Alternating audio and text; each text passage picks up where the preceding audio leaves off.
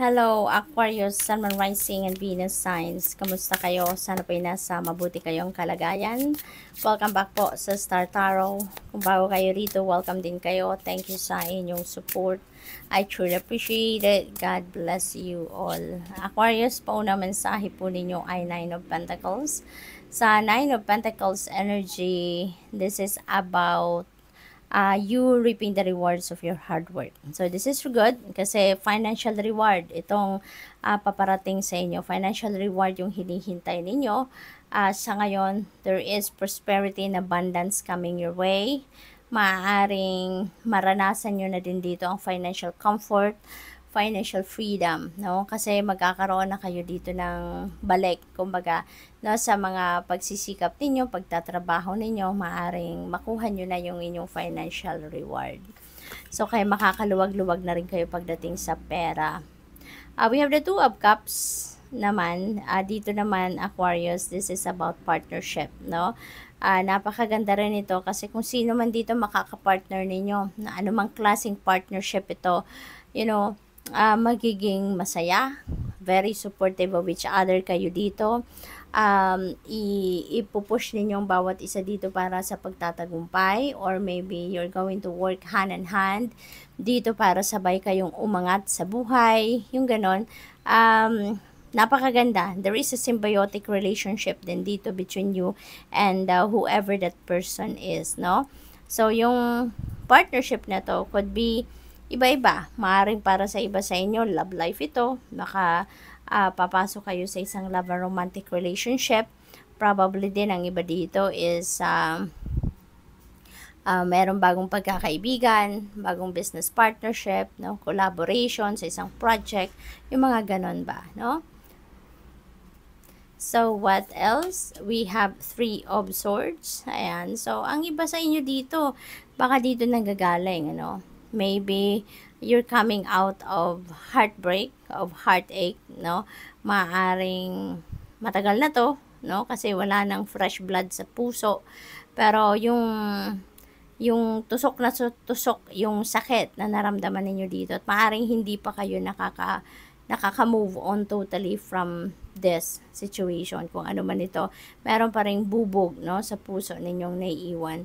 So, maaring ang iba sa inyo nagagaling sa sitwasyon na to, or probably then, na ang iba sa inyo, yung nakapagdulot ng sama ng loob sa inyo, nakapagdulot ng heartache na to, ng heartbreak na to, is your person, no? Maaring naging kapartner ninyo ito sa buhay, katulad na lamang ng siguro, ka-love life ninyo, boyfriend ninyo, girlfriend, asawa ninyo, maaring ganon. Probably then, kung anumang klaseng partnership ito, no? Maaring isang kaibigan, no? Maaring isang kapamilya, no?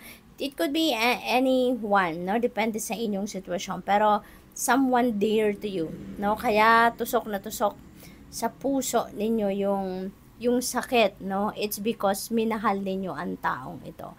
It's because, nagkaroon kayo dito ng emotional investment sa taong ito. Kaya nasaktan kayo nito, nakapagdulot ito ng sama ng loob sa inyo na talagang malalim ang tama, no? Yung ganon. But, healing will come, no?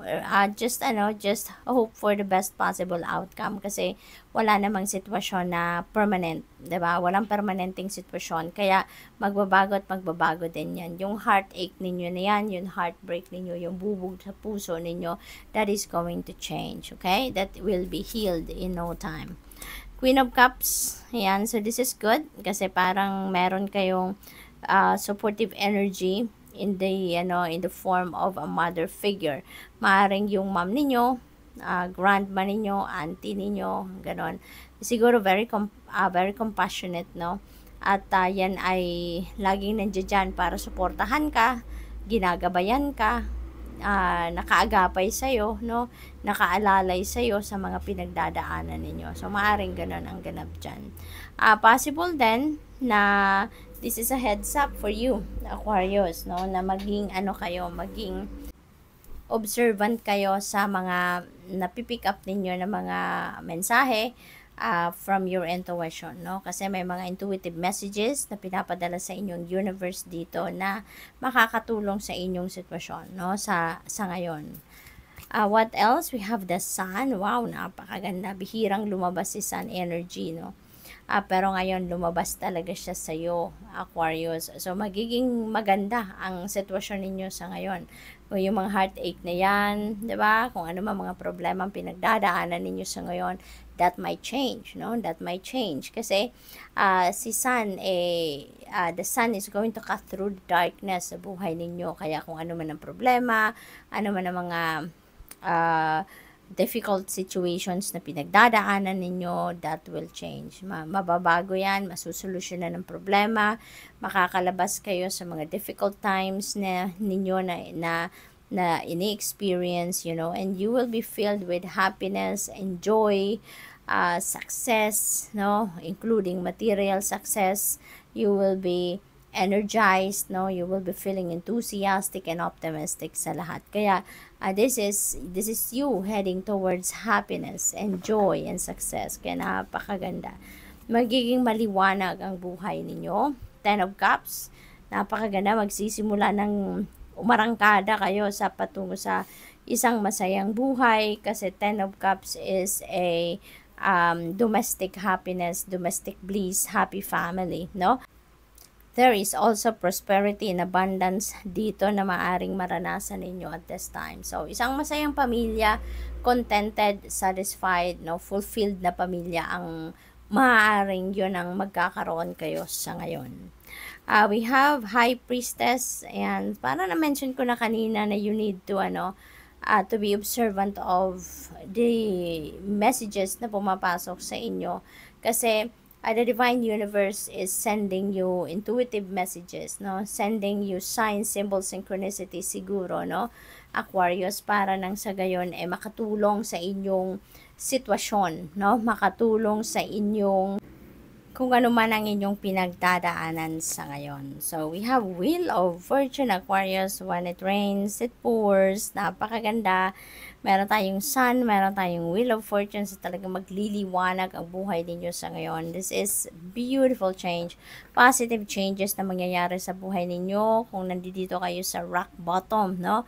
Nako, aalagwa na kayo. Mauubos na, matutunaw na lahat ng problema ninyo. Lahat ng mga obstacles na yan, maaalis na yan, at magiging matagumpay na kayo. You're going to be abundant, you're going to be prosperous, magiging maganda na ang inyong pakiramdam, maayos ang lahat, no? This is really a beautiful energy, kasi ang swerte ay nasa inyong horizon. Mababalot kayo ngayon ng good luck and good fortune, kaya sobrang swerte ninyo sa ngayon, Aquarius. So good luck. Thank you for watching. Love and light. Namaste.